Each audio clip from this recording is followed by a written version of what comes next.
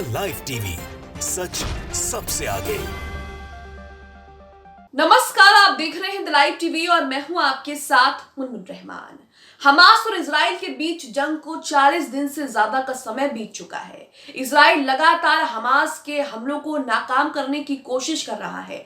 दोनों तरफ से लगातार हमले हो रहे हैं। इजराइल गाजा पट्टी पर लगातार बमबारी कर रहा है। वहीं हमास की बात करें तो हमास लगातार इजरायली सैनिकों को निशाना बना रहा है और इजरायली शहरों पर मिसाइल अटैक कर रहा है। लेकिन इसी बीच खबर आ रही है कि ईरान ने जंग के बीच में ही हमास के साथ एक बड़ा धोखा कर दिया, हमास को धोखा दे दिया। कैसे, आपको बताते हैं। खबर आ रही है कि ईरान का कहना है, ईरान हमास से कह रहा है कि हम तुम्हारी तरफ से इजराइल के साथ युद्ध में शामिल नहीं होंगे। हालांकि यहाँ पर ईरान ये भी कह रहा है कि हम हमास को अपना राजनीतिक और नैतिक समर्थन देना जो है वो जारी रखेंगे, लेकिन हम हमास की तरफ से इजराइल के खिलाफ युद्ध में शामिल नहीं हो सकते। अब इसे धोखा ही कहा जा रहा है।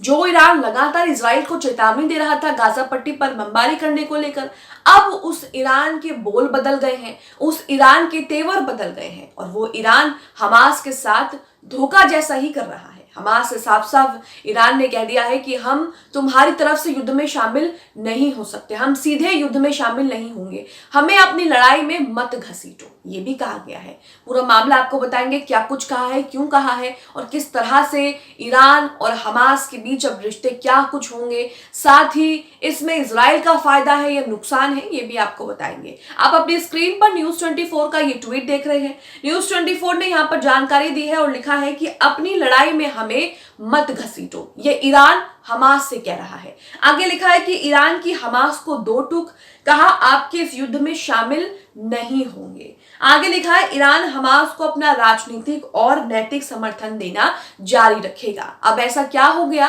कि जंग के बीच ईरान ने अपने हाथ जो है वो हमास से खींच लिए हैं, अपना साथ हमास से खींच लिया और साफ कह दिया कि हम तुम्हारी तरफ से सीधे जंग में शामिल नहीं हो सकते इजराइल के खिलाफ। यही ईरान लगातार इजराइल को चेतावनी दे रहा था, इजराइल की लगातार निंदा कर रहा था और जंग में कूदने की बात भी कह रहा था। साथ ये भी साफ साफ कह रहा था कि जंग का दायरा बढ़ सकता है, अमेरिका को इसकी कीमत चुकानी पड़ेगी, हम भी जंग में कूदेंगे। इस तरह की खबरें, इस तरह के बयान, इस तरह की प्रतिक्रिया आई हैं जो हमने पिछली खबरों में आपको दिखाई।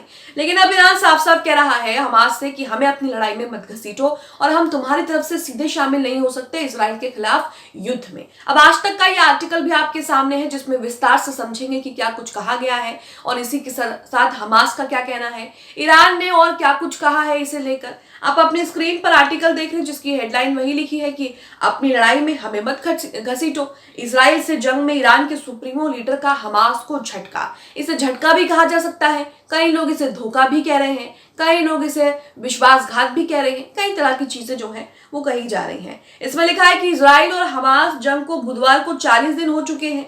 इजराइल पूरी ताकत से हमास पर ताबड़तोड़ हमले कर रहा है। ऐसे में हमास के हमदर्द माने जा रहे ईरान ने दो टूक में कह दिया है कि हम आपकी तरफ से इजराइल के साथ युद्ध में शामिल नहीं हो सकते हैं। ईरान के सुप्रीमो लीडर आयतुल्ला खामनेई के वरिष्ठ अधिकारियों के मुताबिक खामनेई ने हमास के प्रमुख से स्पष्ट कह दिया कि नवंबर की शुरुआत में जब हमारी मुलाकात हुई थी उस समय 7 अक्टूबर को इजराइल पर हमले को लेकर हमें कोई चेतावनी नहीं दी गई थी। ऐसे में हम आपकी ओर से इस युद्ध में शामिल नहीं होंगे। साफ मना कर दिया, इनकार कर दिया कि भाई कुछ भी हो जाए हम आपकी तरफ से युद्ध में शामिल नहीं होंगे, हमें अपनी लड़ाई में मत घसीटो, यानी कि अब अपना अपना देखो। आगे लिखा है आयतुल्ला अली खामनेई ने इस्माइल हानिये को बताया कि ईरान हमास को अपना राजनीतिक और नैतिक समर्थन देना जारी रखेगा, लेकिन वे सीधे तौर पर युद्ध में दखल नहीं देगा। हालांकि इससे पहले जो खबरें आई थी उसमें साफ ही कहा गया था कि ईरान सीधे तौर पर दखल देगा, ईरान जो है इजराइल पर अटैक करेगा। ईरान ने इराक और सीरिया में अमेरिकी सैन्य अड्डों पर हमले भी किए जिसका जवाब भी अमेरिका की तरफ से दिया गया। लेकिन अब यहाँ पर आप देख रहे हैं कि पूरा पासा जो है वो पलट चुका है और यहाँ खामनेई ने साफ साफ कह दिया है कि आपकी तरफ से हम युद्ध में शामिल नहीं होंगे, हमें अपनी लड़ाई में बिल्कुल मत घसीटो, हम इजराइल के खिलाफ आपके साथ इस युद्ध में दखल नहीं दे सकते। हालांकि दूसरी तरफ वो कह रहे हैं कवर अप करने के लिए, बैलेंस करने के लिए कि हम आपको नैतिक और राजनीतिक समर्थन देना जो है वो जारी रखेंगे। अब जंग को जो है वो 40 दिन से ज़्यादा का समय हो चुका है, 1 महीने से ज़्यादा का समय जंग को हो चुका है। और इसी बीच इस तरह से ईरान का हमास को तगड़ा झटका देना या फिर हमास के साथ धोखा कह लीजिए, धोखा करना, ये कहीं ना कहीं जो है वो मुश्किलों में डाल सकता है। आगे लिखा है कि खामनेई और हमास चीफ हानिया की 5 नवंबर की मुलाकात चर्चा में रही थी। ये मुलाकात ऐसे समय में हुई थी जब लेबनान में हिजबुल्लाह ने फिलहाल युद्ध से अपने पांव खींचने का ऐलान किया था। दोनों नेताओं के बीच क्या बात हुई थी इस पर कोई जानकारी सामने नहीं आई है, लेकिन कयास लगाए जा रहे थे कि हमास चीफ ने जंग के लिए ईरान से हथियारों के लिए मदद जरूर मांगी थी। इजरायली सेना आईडीएफ का कहना है कि उनकी 8वीं बख्तरबंद ब्रिगेड ने उत्तरी गाजा में हमास आउटपोस्ट और ट्रेनिंग कैंप पर हमला कर दिया। इस दौरान हमास के दर्जनों हथियारों को जब्त किया गया है, 30 लड़ाकों को ढेर कर दिया गया। लेकिन जो तस्वीरें सामने आती है जो ज़मीनी तस्वीरें सामने आती हैं उसमें तो हम देख ही रहे हैं कि कौन किसको ढेर कर रहा है, कौन लड़ रहा है और कौन वहां पर अपनी जान गंवा रहा है। तो यहाँ पर आप इस खबर में ये समझे कि किस तरह से ईरान ने इजराइल के खिलाफ युद्ध में शामिल होने से साफ साफ मना कर दिया। अब इसके पीछे की क्या वजह है ये तो ईरान ही जानता है, लेकिन क्या इससे इजराइल को फायदा हो सकता है? क्योंकि ईरान लगातार हमास का समर्थन कर रहा था, लगातार फिलिस्तीनियों के समर्थन में इजराइल को चेतावनी दे रहा था, ईरान लगातार इजराइल पर हमले की बात भी कह रहा था और यहाँ पर यह भी आशंका जताई जा रही थी कि इजराइल पर ट्रिपल अटैक हो सकता है, यानी कि एक तरफ हमास, एक तरफ ईरान और एक तरफ सीरिया। लेबनान से हिजबुल्लाह भी लगातार इजराइल पर अटैक कर रहा है, इराक भी लगातार अटैक कर रहा है, यमन भी अटैक कर रहा है। लेकिन ईरान ने जिस तरह से अपने हाथ खींच लिए वो कई तरह के सवाल खड़े करता है। क्या ईरान ने ऐन वक्त पे हमास को धोखा दे दिया? क्या ईरान ने ऐन वक्त पे हमास के साथ धोखा कर दिया? क्योंकि पहले तो उनको यही कहते हुए सुना जा सकता था कि ईरान लगातार फिलिस्तीनियों का समर्थन करते हुए इजराइल के खिलाफ खड़ा था, लेकिन अब लग रहा है कि पूरा पासा पलट के रह गया है। अब लग रहा है कि ईरान जो है वो हमास के साथ युद्ध में शामिल नहीं होगा और जो ये नैतिक और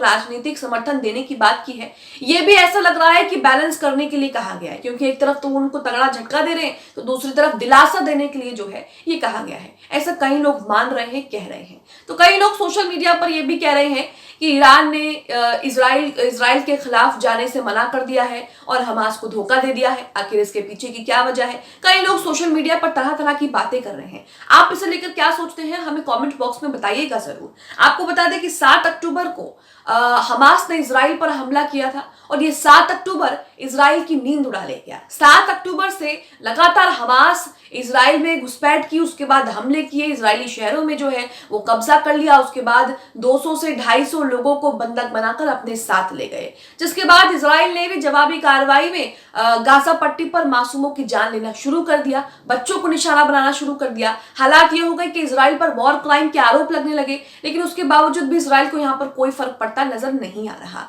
इसके बाद अब तमाम देशों की प्रतिक्रिया आई, लेकिन अब ईरान ने इजराइल के खिलाफ युद्ध में शामिल होने से, दखल देने से हमास को तगड़ा झटका दे दिया है और साफ इनकार कर दिया है। क्या इससे मिडल ईस्ट की स्थिति बदलेगी? क्या इससे मिडल ईस्ट में जो समीकरण बन रहे थे जंग को लेकर वो बदल जाएंगे? क्या मिडल ईस्ट में इससे हलचल तेज हो जाएगी? या हमास का समर्थन कर रहे थे या जो फिलिस्तीन का समर्थन कर रहे थे, इराक, सीरिया, लेबनान जैसे देश, क्या वो भी अपना हाथ खींच लेंगे? कई तरह के सवाल खड़े होते हैं। आप इसे लेकर क्या सोचते हैं हमें कमेंट बॉक्स में अपनी राय जरूर दें।